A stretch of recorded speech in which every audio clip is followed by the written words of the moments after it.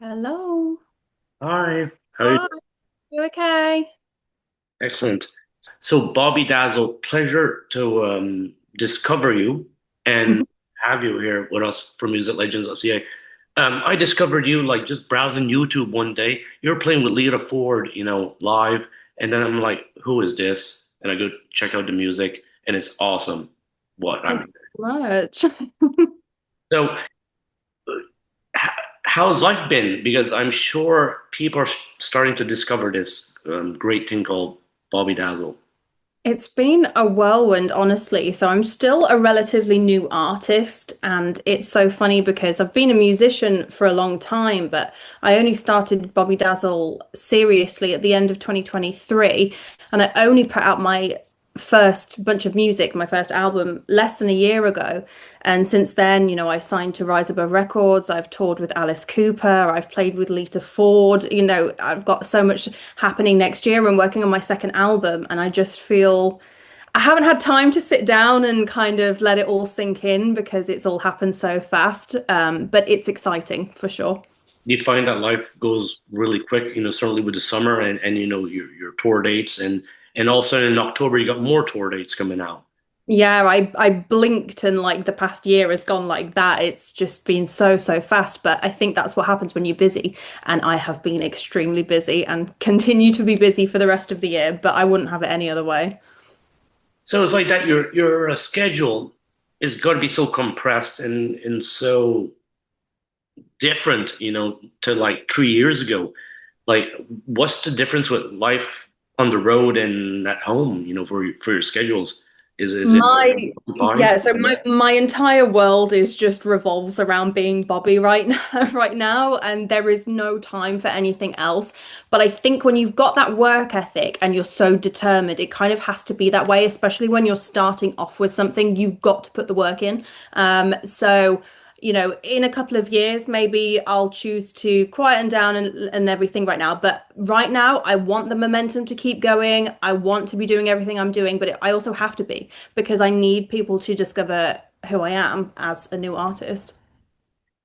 The YouTube videos do justice. There's some great lighting. Everything is very good. The quality. How many hours do you spend, making a good production video?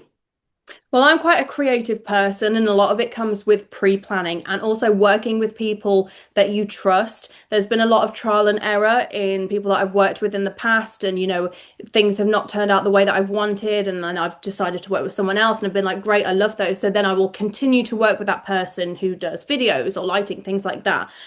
So it's important that you find a good team around you to help you with your creative vision. But there's a lot of pre-planning involved. And I think I've got a good eye and I know what I want. Bobbie Dazzle isn't just about the music, it's very much about the visual aesthetic because that's what 1970s glam rock was and that's what inspired me. It was an aesthetic as well as the music that go hand in hand. And I really enjoyed that about it. And I wanted to create that for myself. Who's all in the band? Because we see so much different aspects of genres of creativity in the bands. Like, who's all in there? As in my inspirations. No, in the band you're playing with. Oh, The so band I use member. I use session musicians, so I write all of the music myself, Okay. and then I will hire session musicians to come in and play. Now I've got a core team of people, and what I like to do is whoever played on the song, I like to have them in my music videos. So I very much include the people that have helped me along the way because I can't play every single instrument. So obviously I need people that are very talented to help me record. But yeah, I've people that come and see my shows or that will watch my music video, you'll see lots of different people because I'm not one official band. I'm Bobbie Dazzle, and then I've got the honorary Dazzle band that will come and do lots of different shows with me, depending on who's available and stuff. And I wanted it that way because it's quite hard being a band. You have to compromise your creative vision for a lot of different people, and this was very much like my baby when it came to making music. So it was very important to me that it was very innately mine. I wanted to be able to call the shots, basically. So yeah, I'm so lucky to work with so many talented musicians, and I love all of the people that I work with. So something like Spotlight, that's written like by you and you've brought this to life? Like how Yeah. something like that just happened, you know?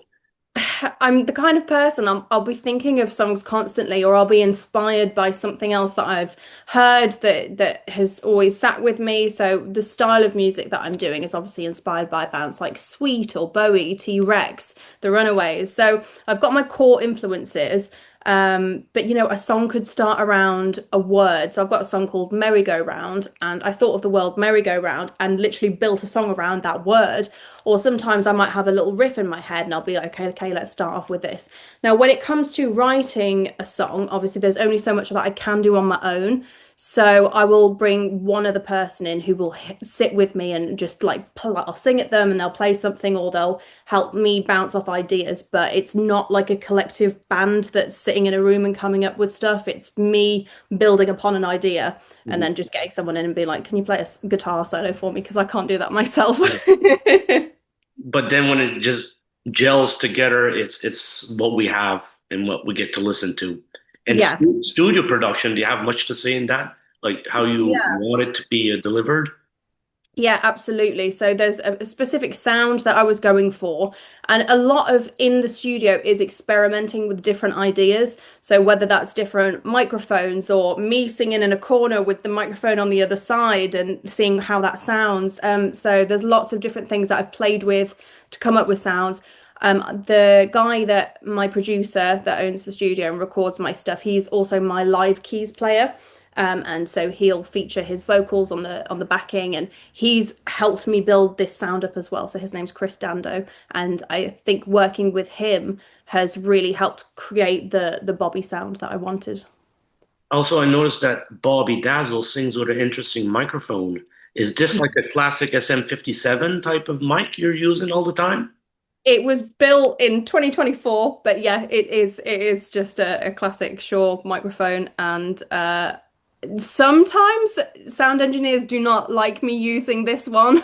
I don't know why, but I like it, not just for how it looks, but it's so directional, and especially when I'm playing the flute and being a female singer and having certain sibilants and stuff, I feel like having these microphones is better. You get less feedback for me. You just need to make sure you're really standing right in front of it, because sometimes if I'm bouncing around the place and I don't get back to the microphone quick enough, the crowd can't hear me.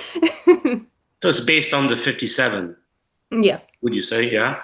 It's a SM545, I think, Uh, off the top of my head. But yeah, it's basically a 57 without the head guard bit on. okay. It's incredible to watch because it's like many great singers have their own microphones. Yeah. And I've just noticed that, I do admire old microphones. Mm. And I've just seen that. Um, One thing important also is like how many shows you do a year now. I mean, this is the first year that I've been properly touring, in 2024. I didn't really do all that much. I was recording my album and getting it out there, so I didn't do all that many shows really. And then at the beginning of this year, I got a phone call saying, do you want to support Alice Cooper? And then everything kind of just kicked off from there. As soon as I did that and people saw I had more people reach out, offer me more shows, things really, really built. So I can't count off the top of my head, but I think for the rest of the year, I've got something like 14 shows left to do. So I fit them in as and when I can. And I've done a lot of touring this year already. And next year, hopefully, I'll get to do even more.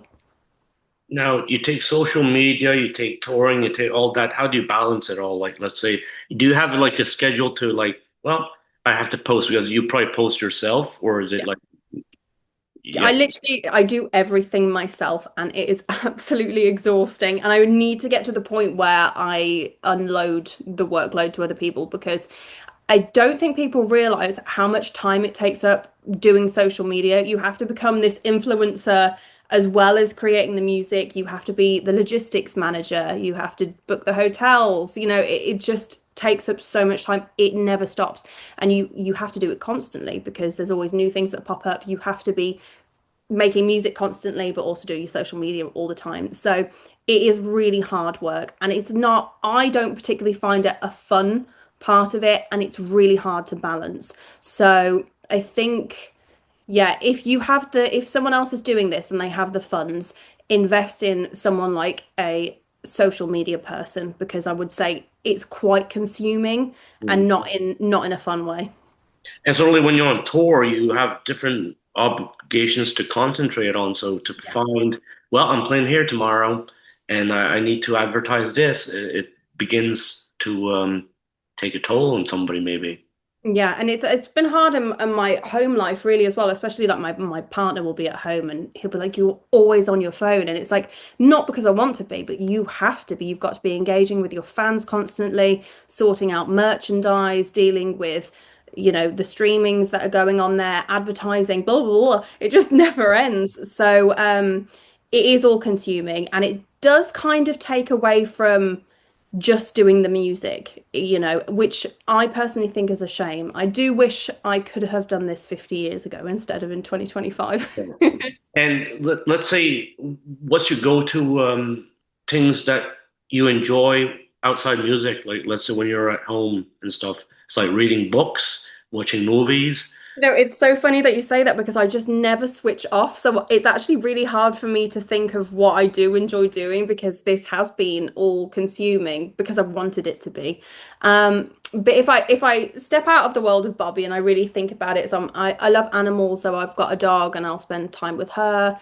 I like learning other languages. I like just sitting down, watching a show. I'm a big history nerd, so I love going to, in the UK, we have something called National Trust, which is a club you can join and you get free access to all of the historical houses around the UK. So I'll go to like a Tudor house and see, the bed that Henry VIII slept in Oh. when he was king, stuff like that. So yeah, I really enjoy that. Yeah, the Tudors are a very good series too. On Yeah, not what yeah. series it is, but it's great stuff.